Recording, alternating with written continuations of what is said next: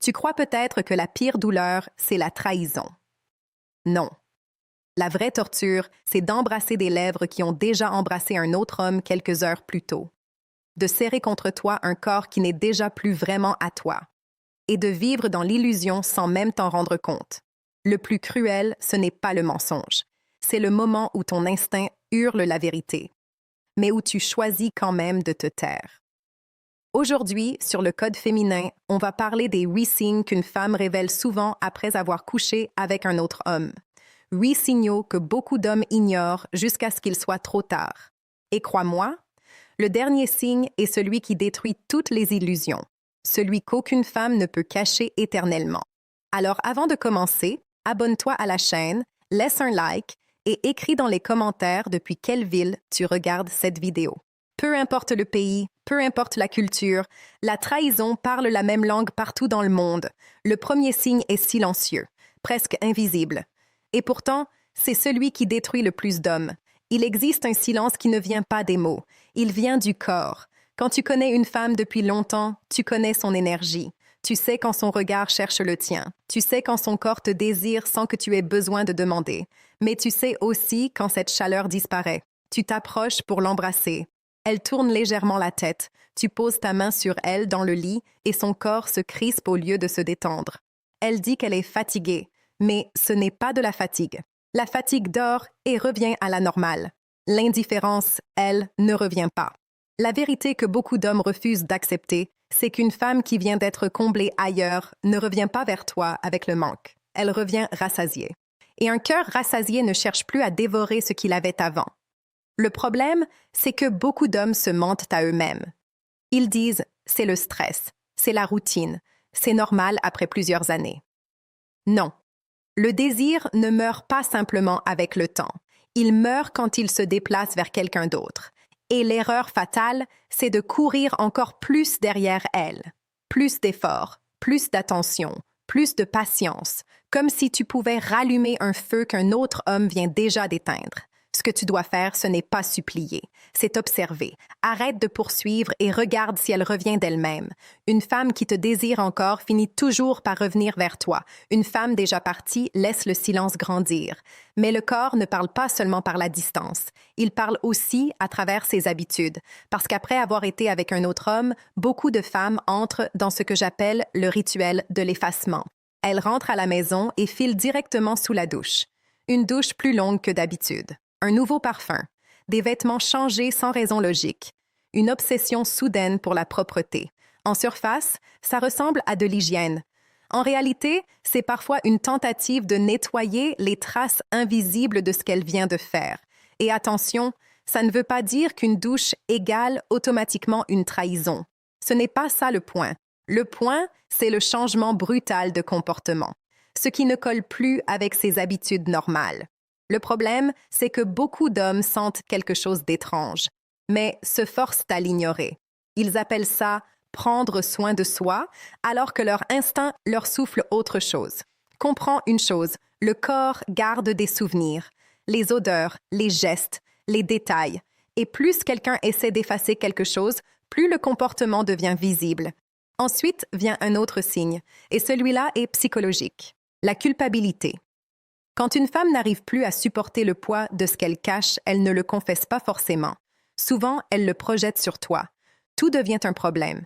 Tu respires trop fort, tu es trop silencieux, trop présent, pas assez présent. Tu fais tout mal et beaucoup d'hommes tombent dans le piège. Ils se défendent, ils argumentent, ils essaient de prouver qu'ils sont de bons partenaires, mais tu ne peux pas gagner un combat contre la culpabilité de quelqu'un d'autre.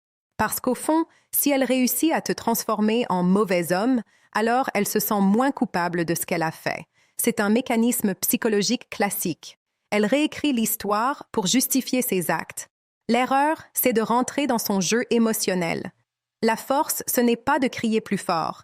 La force, c'est de rester calme et de voir la manipulation pour ce qu'elle est. Puis, il y a un détail que beaucoup d'hommes sentent, mais n'osent jamais regarder en face. Le corps ne ment jamais. Une femme peut contrôler ses mots. Elle peut préparer ses excuses. Mais contrôler totalement son langage corporel, c'est beaucoup plus difficile. Tu connais ses réactions, ses habitudes, son énergie. Et quand quelque chose change brutalement dans l'intimité, ton instinct le remarque immédiatement. Parfois, elle devient froide. Parfois, au contraire, elle devient étrangement différente, plus mécanique, moins présente, comme si son corps était là, mais pas son esprit. Et c'est là que beaucoup d'hommes se trahissent eux-mêmes, parce qu'ils ressentent le changement, mais refusent de l'accepter. Ils pensent que fermer les yeux va sauver la relation. Non, ça ne fait que repousser l'inévitable. Ensuite arrive un signe encore plus cruel, parce qu'il joue directement avec l'espoir des hommes, l'affection excessive. Oui, parfois, après avoir trahi, une femme devient soudainement plus douce, plus tendre, plus affectueuse. Elle te serre dans ses bras. Elle te dit « je t'aime » plus souvent. Elle t'embrasse avec une intensité inhabituelle. Et ton cœur veut y croire. Tu te dis « elle revient enfin vers moi ». Mais souvent, ce n'est pas vers toi qu'elle revient. C'est vers sa propre conscience. Cette affection n'est pas toujours de l'amour. Parfois, c'est une tentative d'étouffer la culpabilité. Elle cherche à se convaincre qu'elle est encore une bonne personne. Et beaucoup d'hommes confondent cette douceur avec une renaissance du couple. Le danger, c'est que tu baisses ta garde. Tu arrêtes d'observer. Tu acceptes les miettes émotionnelles comme si c'était un festin. Mais le vrai amour n'a pas besoin de théâtre. Il n'apparaît pas soudainement uniquement après des absences étranges ou des comportements suspects. Puis vient le signe le plus douloureux dans l'intimité, l'absence émotionnelle. Imagine, vous êtes ensemble. Tout semble normal extérieurement, mais quelque chose manque. Son regard est vide, son énergie est ailleurs. Tu sens qu'elle joue un rôle. Et ça détruit un homme de l'intérieur, parce qu'il comprend qu'il partage peut-être le lit d'une femme, mais plus son âme. Beaucoup d'hommes réagissent mal à ça. Ils donnent encore plus d'efforts, plus d'amour, plus de patience, mais on ne récupère pas un désir perdu en se sacrifiant davantage. Un homme fort comprend une vérité essentielle. Quand quelqu'un cesse d'être émotionnellement présent avec toi, ce n'est pas ton travail de mendier son retour. Puis les absences commencent à devenir visibles. Les retours tardifs. Encore une soirée qui finit plus tard que prévu. Encore une excuse. Le téléphone déchargé. Une collègue en détresse. Un imprévu. Encore une fois, le problème n'est pas un retard occasionnel. Le problème, c'est le schéma répétitif. Parce qu'une personne qui tient réellement à toi trouve du temps pour toi. Toujours. Quand les retards deviennent une habitude, tu n'es plus une priorité. Et le plus grave, c'est qu'à travers ses comportements, elle teste aussi tes limites. Elle regarde jusqu'où elle peut aller sans conséquence. Et beaucoup d'hommes restent silencieux par peur de paraître insécures. Mais demander du respect n'est pas de l'insécurité. Faire semblant de ne rien voir, ça, c'est de la faiblesse. Et finalement, le dernier signe arrive, l'effondrement de son histoire. Parce qu'un mensonge peut être préparé, répété, poli.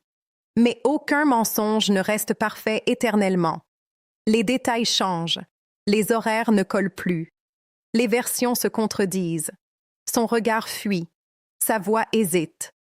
Et beaucoup d'hommes attendent une preuve absolue, une capture d'écran, un aveu, quelque chose d'irréfutable. Mais la vérité ne vient pas toujours avec une preuve parfaite. Souvent, elle arrive sous forme de contradictions répétées. Et à un moment, tu dois arrêter de jouer au détective. Tu dois simplement regarder la réalité en face. Parce qu'au fond, la vraie question n'est pas « Est-ce qu'elle m'a trompé ?» La vraie question est « Combien de temps vais-je continuer à me mentir à moi-même ?» Maintenant, écoute bien ceci. Cette vidéo n'est pas là pour te transformer en homme paranoïaque. Toutes les distances ne signifient pas forcément une infidélité. Parfois, il y a le stress, les blessures émotionnelles, les problèmes de communication. Mais ton rôle, c'est d'ouvrir les yeux, d'observer, de voir les schémas au lieu d'ignorer les signaux. Et surtout, de ne jamais sacrifier ton respect personnel pour garder quelqu'un qui ne te respecte plus. Parce qu'un homme peut survivre à une rupture. Il peut survivre à une trahison. Mais ce qui détruit vraiment un homme, c'est de perdre sa dignité en restant là où il sait qu'il n'est plus aimé. Alors maintenant, j'ai une question pour toi. As-tu déjà ignoré un signe évident simplement parce que tu avais peur de découvrir la vérité? Dis-moi tout dans les commentaires. Ton histoire pourrait réveiller un autre homme avant qu'il ne soit trop tard. Et si cette vidéo t'a parlé, abonne-toi dès maintenant à Le Code féminin. active la cloche, laisse un like et partage cette vidéo avec quelqu'un qui a besoin d'ouvrir les yeux. Parce que parfois, retrouver sa liberté commence simplement par arrêter de se mentir.